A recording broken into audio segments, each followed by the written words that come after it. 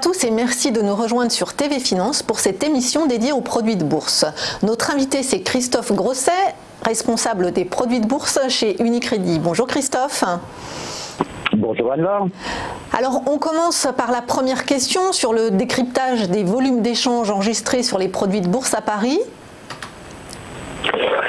Eh bien, finalement, nous retrouvons des volumes qui se sont bien comportés puisque, de toute façon, nous sommes le 28 février, donc la plupart du mois est passé. Il nous reste encore la séance d'aujourd'hui, mais on peut quand même s'attendre à ce que on ait des chiffres quasiment définitifs. Donc, à ce matin, nous étions à 283 millions d'euros échangés, ce qui replace notre moyenne quotidienne à 15,7 millions d'euros échangés par jour. Donc on le revoit, une légère reprise sur les dernières séances.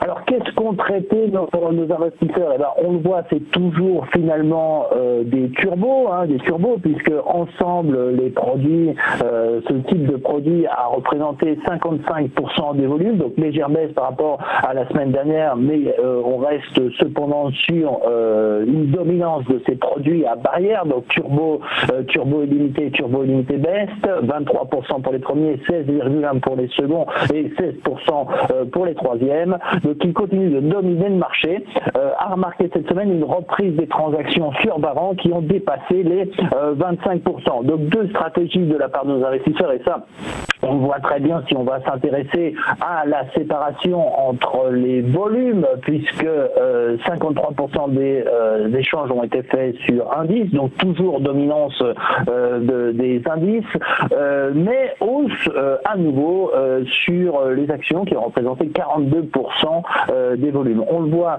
donc une stratégie qui est en train d'évoluer. Est-ce que c'est une tendance? C'est les semaines prochaines suivantes qui nous le diront, puisque on se rappelait, les indices avaient fortement dominé les échanges dans les dernières séances.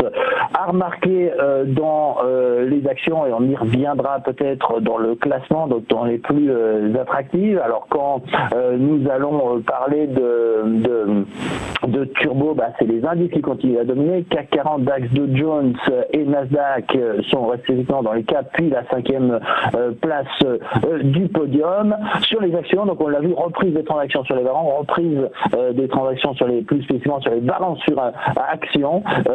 On retrouve une action qui a grimpé dans l'échelle, donc Air France qui se retrouve sur la 3e place du podium, et puis naturellement Société Générale, et puis à remarquer également Renault et Valeo qui font de belles remontées dans le classement. Donc des évolutions qui ont été principalement dictées, on le sent bien, par nos investisseurs qui retournent à aller chercher du mouvement non plus seulement sur l'indice, mais également sur des actions sur lesquelles on va retrouver des annonces.